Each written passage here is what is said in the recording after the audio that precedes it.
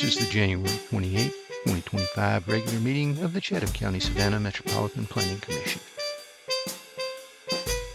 The Planning Commission consists of Ms. Karen Jarrett, Chairwoman, Mr. Travis Coles, Vice Chairman, Mr. Tom Wildwoody, Secretary, Ms. Lorraine Bowles, Treasurer. Board members are Mr. Dwayne Stevens, Ms. Tracy Hammond, Mr. Joseph Irvine, Mr. Michael Fagler, Ms. Amanda Wilson, Mr. Jay Melder, Mr. Jeff Nortricia, Mr. Joseph Welch, Ms. Corinne Ross, and Mr. Stephen Pluck. The MPC Executive Director is Melanie Wilson. The January 28th regular meeting of the Chatham County Savannah Metropolitan Planning Commission will now come to order.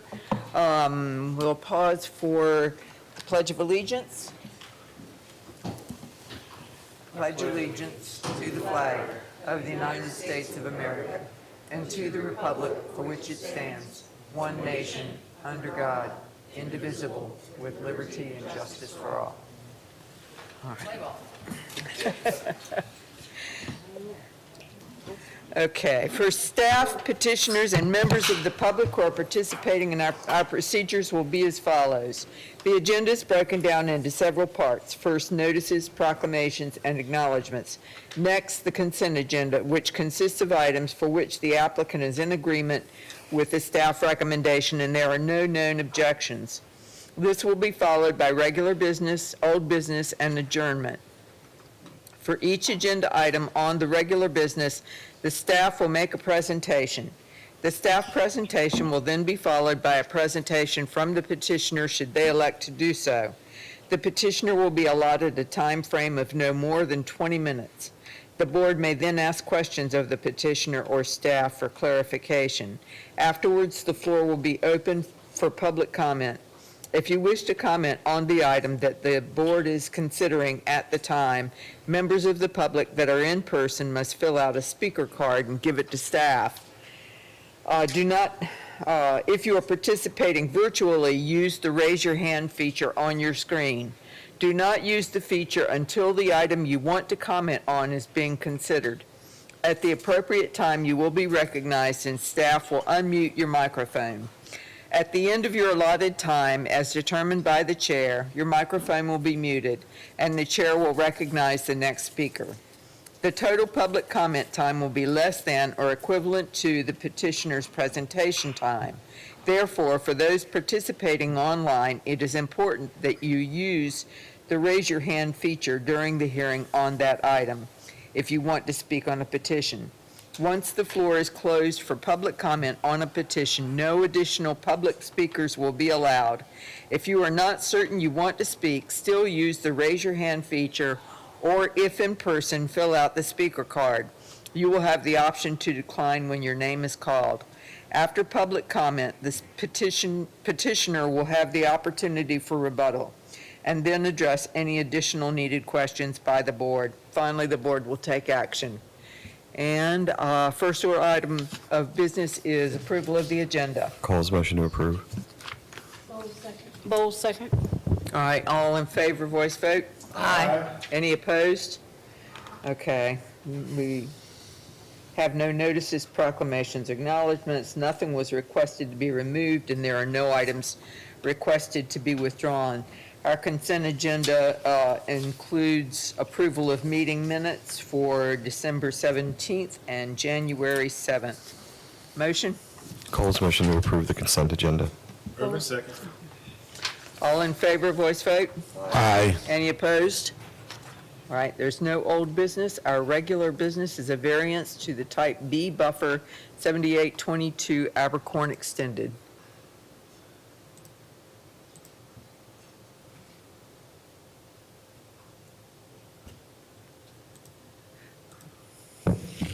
Good afternoon, Madam Chair and the members of the board. I'm Subhashi Karunaratne, a planner from the MPC, presenting the staff report for a variance request for development plans at 7822 Abercorn Street. The property in question is zoned as community business and is proposed to be used as a Jim and Nick's restaurant. Adjacently and behind the property is a multifamily residential development, and it is zoned as RMF 2 to 25, and it is under construction currently. The zoning ordinance requires a type B use buffer between these two properties, and the petitioner is requesting a 7.5 feet reduction from the 20 feet buffer width requirement that will result in a 12 feet use buffer along the interior of the property line.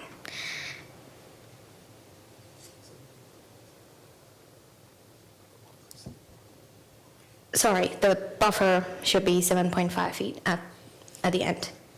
The petitioner also states that this variance is required in order to provide the minimum required parking spaces for the proposed development. Let's take a look at the zoning history of the vicinity. The subject property is zoned as community business, which allows intense non-residential uses and limited residential uses. Previously, the subject property was used as a parking space for a restaurant. You can see that here in this image. And prior to 2022, all the properties in the vicinity was zoned as community business. But in 2022, the parcel in the east, which is this one, was rezoned to RMF 225. And at the time, the site was not master planned, and the contextual parameters for its redevelopment was not established. Therefore, the users of these outer parcels have to seek for some relief from requirements so that they can build on the parcels as it is now. So the standard, so this is the future land use and the zoning map. And this is the proposed site plan. You can see the restaurant here and the access point here, and the traffic will be flowing in a circle like this, and there are 2 lanes for the drive-through, and this here is the buffer in question. So the standard at issue is the type B buffer planting standards under the section 9.5.4. The zoning ordinance requires use buffers to provide a vegetative screen that serves to either obscure the view of adjacent buildings or uses, so that it provides a degree of opacity that prevents clear recognition of the uses. For this location, a type B buffer is deemed as the most appropriate, and out of the 3 buffer planting options, it was concluded that a buffer with 6 feet hedgerow will be the most suitable. So that require 3 large trees, 5 understory trees, hedgerows, and a 20-foot buffer width per 100 linear feet. However, the petitioner says that the size of the parcel makes circulation through the site difficult if the 20 feet buffer is maintained. And here in the blue dotted line, you can see the buffer margin, and it gives you a basic idea where the buffer should be if it's maintained. And if that will happen, this lane, the second lane, will be encroaching into the buffer, and it would not be there. So that would potentially lead to require other variances, most probably parking variances. Currently, the site provides all the parking requirement they should be providing. So according to the petitioner, this amendment of the buffer is the best configuration suited for this location.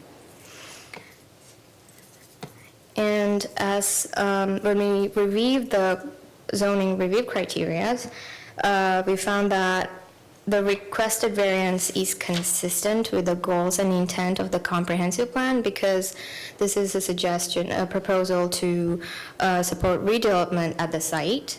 and the requests are necessitated by the developer's chosen design, and there are no special conditions related to the site.